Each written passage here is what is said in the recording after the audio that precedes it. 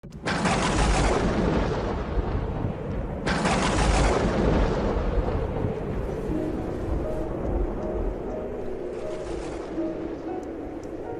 aquel tiempo se acercó a Jesús un leproso, suplicándole de rodillas: «Si quieres, puedes limpiarme». Compadecido, extendió la mano y lo tocó, diciendo: «Quiero, queda limpio». La lepra se le quitó inmediatamente y quedó limpio. Él lo despidió, encargándole severamente: «No se lo digas a nadie, pero para que conste, ve a presentarte al sacerdote y ofrece por tu purificación lo que mandó Moisés, para que él les sirva de testimonio». Pero cuando se fue, empezó a pregonar bien alto y a divulgar el hecho, de modo que Jesús ya no podía entrar abiertamente en ningún pueblo. Se quedaba fuera, en lugares solitarios, y aún así acudían a él de todas partes. Palabra del Señor. Gloria a ti, Señor Jesús. El apóstol Santiago, el pariente del Señor, obispo de Jerusalén, primer obispo de Jerusalén, cuando empieza la comunidad cristiana allí, después de la muerte del Señor, escribe en su carta, les dice: «Pedís y pedís mal, y por eso no recibís». En el Evangelio de hoy tenemos un caso de una petición bien hecha, con una mala consecuencia, sin embargo. Este leproso pide de rodillas, un gesto de humildad, pide con fe, está convencido de que Jesús puede curarle y expresa su humildad con un condicional. No dice «si puedes», dice «si quieres». Cree en el poder de Jesús y lo pide con humildad, según lo que el apóstol Santiago enseñaba. Está cumpliendo correctamente. Pedís, pero pedís mal, y por eso no recibís. La petición tiene que hacerse como hace este leproso, con humildad, de rodillas y con fe. «Señor, si tú quieres, yo sé que tú puedes, no lo dudo, pero si tú quieres, puedes limpiarme. Si tú quieres, Señor, concédeme esta gracia que te pido, para mí, para los míos, para mi patria, para la Iglesia. Yo sé que tú puedes, no lo dudo, pero si tú quieres, si es tu voluntad, ayúdame, Señor». Y el Señor, como ha sido una petición bien hecha, movido por su misericordia, le concede lo que pide y le dice: el leproso ha dicho «si quieres», y él dice «quiero, quiero», y a continuación queda limpio. Cristo puede, Cristo quiere, ha sido pedida esa gracia con humildad, ha sido pedida con fe y el Señor le concede la gracia. Quiero, queda limpio, la lepra se le quitó inmediatamente. Hasta aquí todo es perfecto. Sin embargo, a continuación ocurre algo que ya no es perfecto.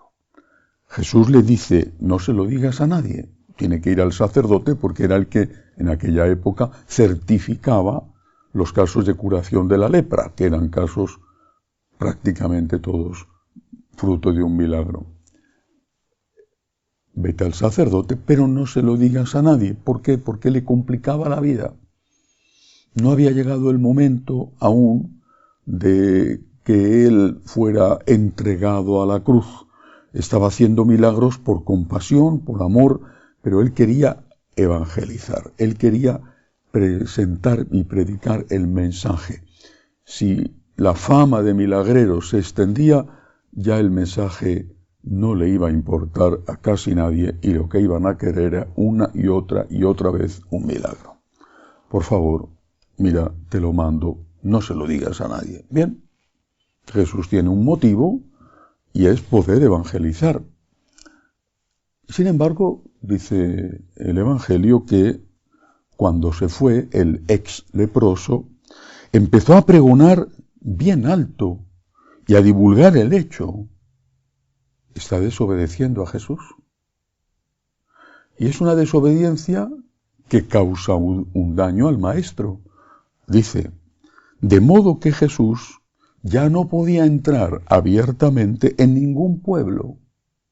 Se quedaba afuera, en lugares solitarios, y aún así acudían a él mucha gente. No es que nuestro Señor estuviera acostumbrado a llegar a los mejores hoteles de la ciudad, entre otras cosas porque en aquellas aldeas, en aquellos pueblos, incluso en la misma Jerusalén, los hoteles no existían y había, donde las había, humildes posadas. Pero a veces iba a casa de una familia que, acogedora, porque le conocía o porque era hospitalaria con los desconocidos, le abría las puertas. Y allí podía dormir, una cosa tan necesaria para un ser humano, dormir bajo techo, dormir seguramente, como eran entonces las cosas, en un jergón de paja y con una manta que le cubriera por encima, bueno, como eran las cosas entonces, pero al menos tenía un lugar techado donde dormir. A partir de este momento ya no lo pudo hacer.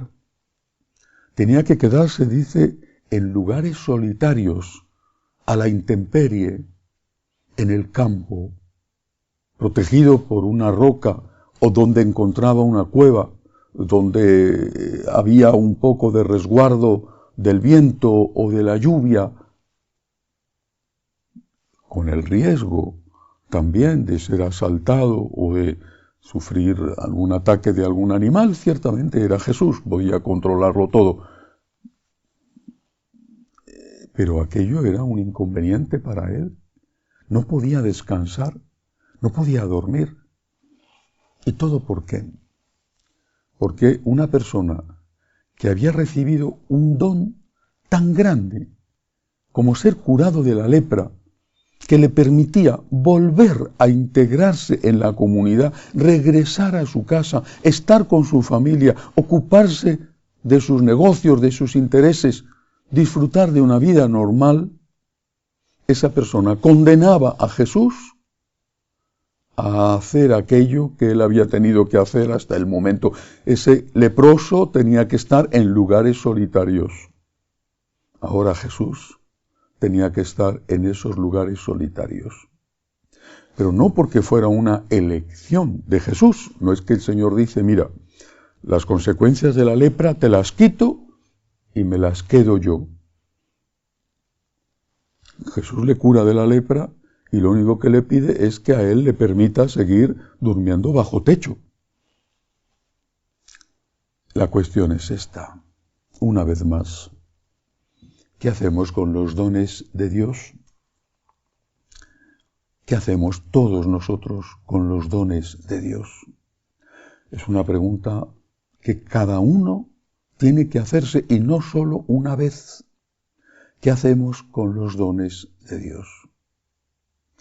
Se la tienen que hacer los jóvenes porque tienen todavía mucha vida por delante. Bueno, los jóvenes no piensan en la muerte porque creen que no van a morir nunca. Tienen la sensación tan fuerte de vitalidad que eso es una cosa que está tan lejos o que les ocurre a los demás que creen que a ellos no les va a pasar. Pero tienen tantos dones, entre otros la juventud, la salud. Pero no solamente los jóvenes. Más pronto o más tarde, todos avanzando en la vida nos damos cuenta, desde luego la mayoría, nos damos cuenta de que hemos recibido mucho. El que no se da cuenta de que ha recibido mucho es que es un egoísta tan absoluto, tan profundo, que difícilmente tendrá remedio salvo un milagro. Pero la mayoría nos damos cuenta de que hemos recibido mucho. La familia, amigos extraordinarios, una salud que quizá no haya sido o no sea perfecta, pero que al menos ha tenido algunas cosas buenas. Y otras cosas de tipo material, que no serán las mejores del mundo, pero que están ahí, que nos han ayudado. ¿Qué hemos hecho con los dones de Dios? ¿Qué hago con los dones de Dios? ¿Qué hago con la inteligencia que me ha dado? ¿Con la salud que me ha dado? ¿Qué hago con los buenos ejemplos y los buenos amigos que he tenido y que tengo? ¿Qué hago? ¿Qué hago con los dones recibidos? ¿Los pongo al servicio de Dios? ¿O hago como este ex leproso, que los dones recibidos, en este caso el de su curación, lo pone en contra de Dios? No fue el único caso en que esto sucedió. Al Señor le pasó igual con uno que había curado de la parálisis. Aquel fue peor todavía, pero en este caso, por inconsciencia, quizás sin maldad, desobedece a Jesús y le hace daño. Hay que ponerse en el lugar de Cristo, teniendo que dormir al raso. No sabemos si era invierno, si era verano, si llovía, si hacía calor, no sabemos nada. Sabemos que dice que tenía que dormir en lugares solitarios, en mitad del campo, porque había ayudado a alguien, y ese alguien había puesto el don recibido en contra de Cristo porque le había desobedecido. ¿Qué hago con los dones de Dios? ¿Qué hago? El dinero lo he trabajado, lo he ganado. ¿Qué hago con eso que también es un don?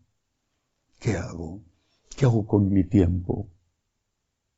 No tengo tiempo libre, pero tu tiempo existe como cualquiera. Tienes 24 horas. Estás poniendo al servicio de Cristo tu trabajo, tu familia. Estás poniendo al servicio del Señor y de tu familia tu tiempo. Y si puedes al servicio de otras personas, ¿qué hago con los dones recibidos?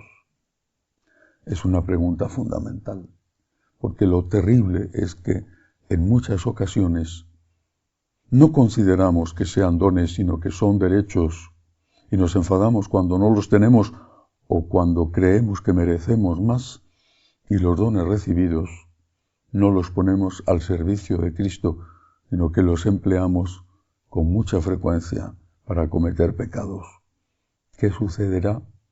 No sabemos qué pasó la siguiente vez con este leproso, no sabemos si le volvió a encontrar, si volvió a cruzarse en el camino de Jesús, pero sí sabemos que en nuestra vida tenemos muchas ocasiones para volver a pedir ayuda a Cristo. ¿Qué hacemos con los dones recibidos? No uno, y no una vez, sino muchos, y muchas veces. ¿Seguiremos pidiendo para poner en contra de Cristo lo que hemos recibido? Pensémoslo y obremos con justicia, con agradecimiento. Que así sea.